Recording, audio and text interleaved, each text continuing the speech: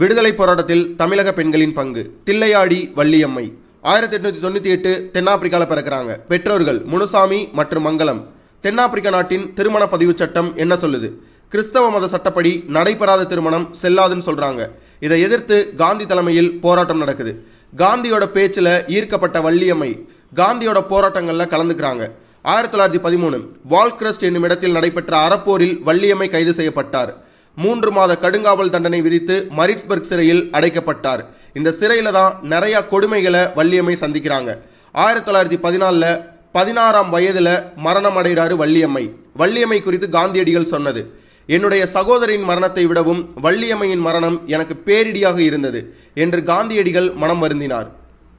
நம்பிக்கைதான் அவரது ஆயுதம் என்று வள்ளியம்மை குறித்து இந்தியன் ஒப்பீனியன் இதழில் காந்தியடிகள் எழுதியுள்ளார்.